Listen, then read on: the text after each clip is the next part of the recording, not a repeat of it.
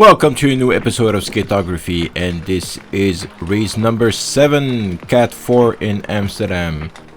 And just like every other race, I expect to end last. I always fight for the first position, but I always expect to be last.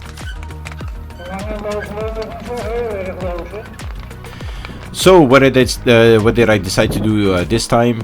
I'm just going to skate. I'm not concerned about my position, and I'm just going to listen to my body. So what did I do? I have my lap counts, but I also use my watch in order to keep track of my heart rate, because my heart rate tells a lot about how I'm feeling.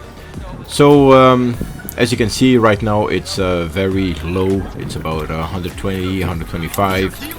So that's really my resting position. And for the 10 laps that are coming up right now, I mainly stand up. I don't do any effort, and it's just like skating, relax, just to set like a benchmark, like a tone. And from that on, I'm going to look what's happening with my heart rate and my feeling of exhaustion, because it's not normal that, you know, it's going well the whole race, and in the last 5 laps I always get exhausted, and it's still a big question mark. Now you might also have noticed that I have more cameras.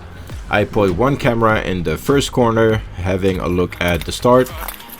Then I have my head cam. Unfortunately, it did not record any audio, so I need to adjust that next time. And I put a little camera on the bottom in the second corner, and that's giving those nice shots from up close and us chasing by.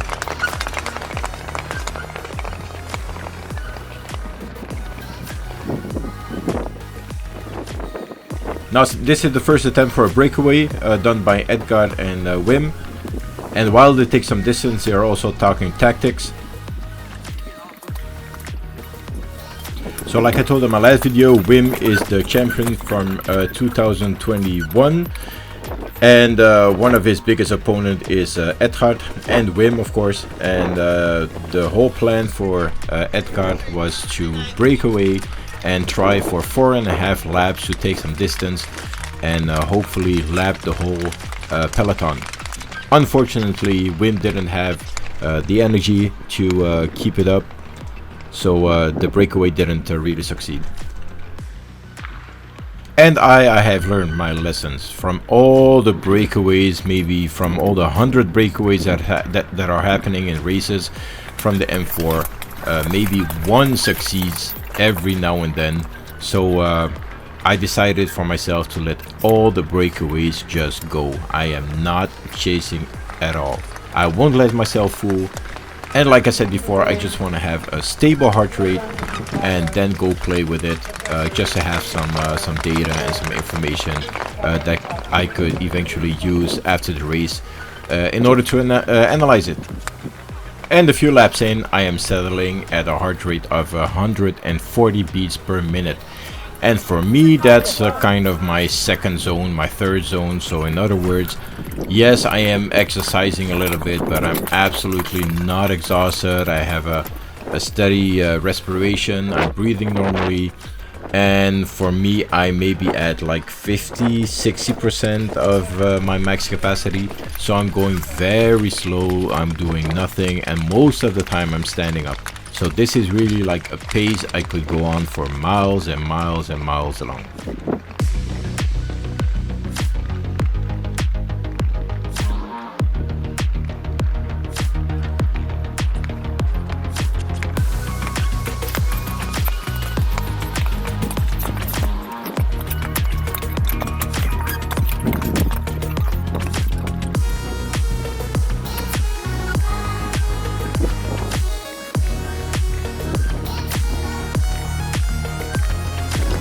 Now there is something that my mates from M3 and M2 told me, and that's my drafting. I need to get closer to the person in front of me in order to get maximum draft. And yes, that's true.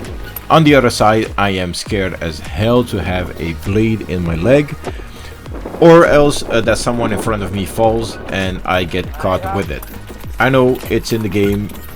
It sometimes you have bad luck, but I rather keep a little bit more distance, making it a little bit more difficult for myself, I know, but at least having a sort of safety buffer so that I can avoid when somebody's falling.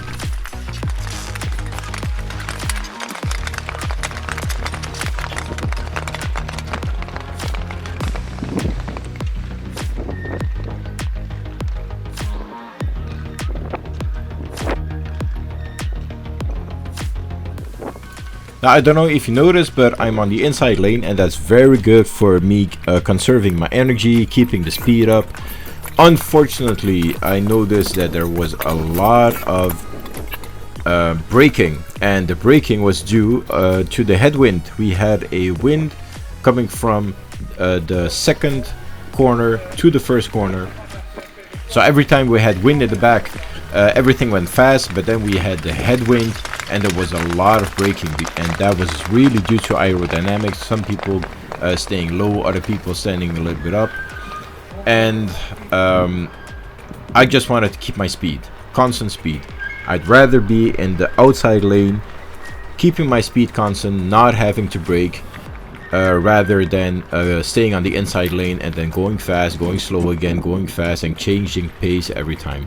So you will see later on that I will deliberately choose to go on the outside and stay behind a huge guy. I don't know what his name is, but that's something you'll see later on in the race.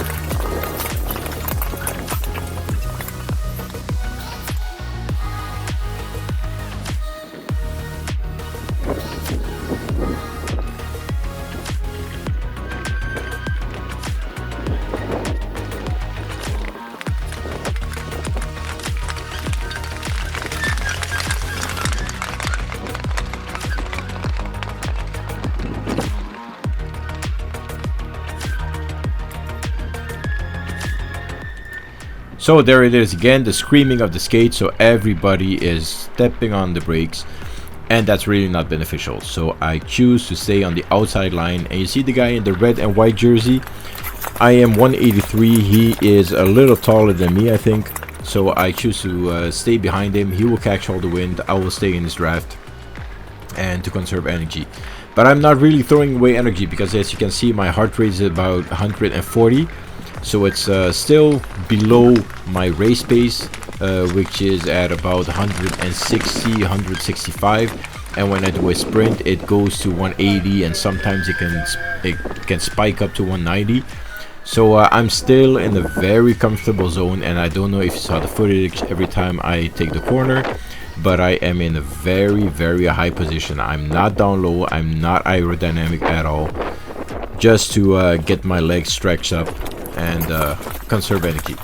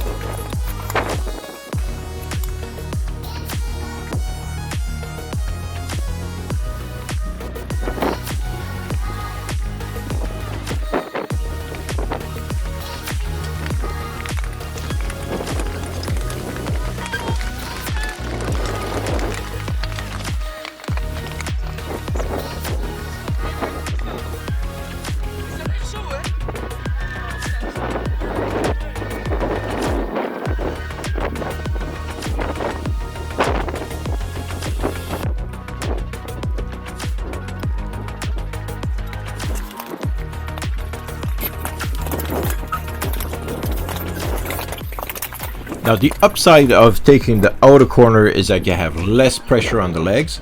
The downside is that in order to keep up with the other guys on the inside lane, you have to step on the gas, push a little more in order to stay at the same level when you come out of the corner. And I can see it here in my heart rate that I have to push a little more, because like it was 140 a few seconds ago, now it is spiking up to 150, 155, 160, but that's still a normal race pace, so nothing really wrong happening over here. I just have to push a little bit harder in the corners. But luckily the huge guy in front of me is breaking the wind, so that's helping me a lot. And look at that, blue and yellow jersey. Do you remember those guys? Last race and the race before, every time at lap 10, they came from the back, they went to the front for an attack, taking position. And well, they are both yellow and blue jerseys, so I guess they're teammates and working together. So that makes them very strong. So I have to see what I can do next time, or what other people can do next time, in order to counter that attack.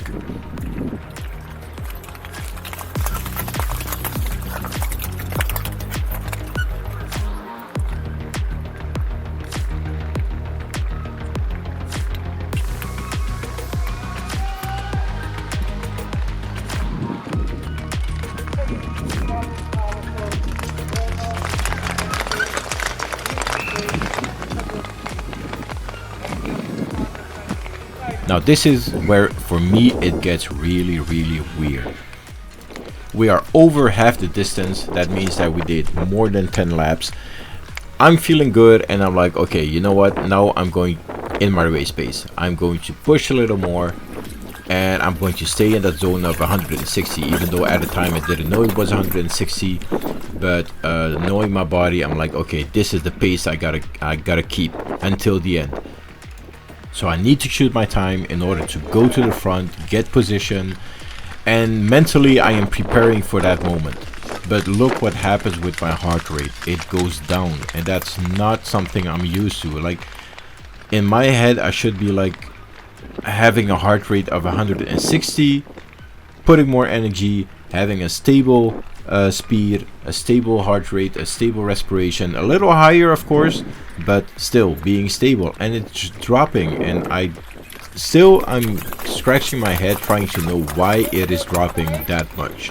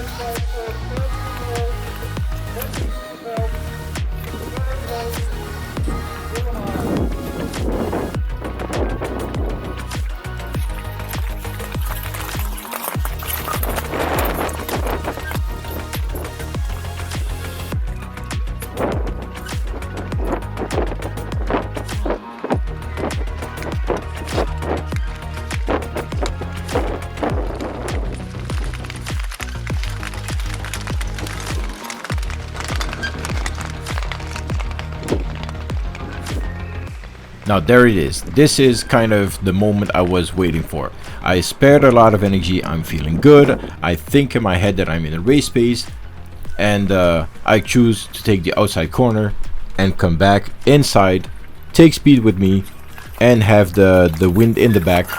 So everything should be okay in order for me to get to the front.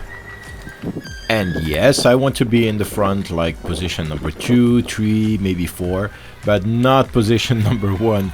And actually, if you're looking at me, I'm overshooting, I'm standing up just to get some wind. But this was not really the plan, because the guy in the red and white, that's the guy that I touched skate with, and he fell. So he's actually 1 lap behind. So yes, I could say behind him, but he's not really racing because he's last. So suddenly I'm finding myself ahead of everybody, and I have to catch all the wind from the front, which should not be a problem because I'm not taking speed. I'm doing it very slowly, and I'm hoping someone behind me is going to pass me and take over the lead, but that's not happening. But no problem, I feel quite good. The thing is, look at my heart rate, it's getting down. And what's really bizarre is that in one moment after my second lap in the front, I am suddenly very exhausted. I feel it in my legs and I don't have the energy anymore to go forward. So I try to slow down the whole train, hoping somebody's going to take over the lead, but that's not happening. So I'm already done. I'm toast. And that's something I don't understand. How does it come? My heart rate is getting so low, and every time, every race at 5 laps before the end, I have a sudden drop of energy, a sudden drop of confidence, a sudden drop of boost. And I thought I was a sprinter, and I still think that's my strongest point, but I'm just not getting through that wall. So that's why I took the data, that's why I took my heart rate monitor on me, just to look what's happening. And I'm still scratching my head. So if you guys know what's happening, how it comes my heart rate drops, and how it comes at 5 laps before the end, every time I'm like, okay, now I'm going to push, then this happens.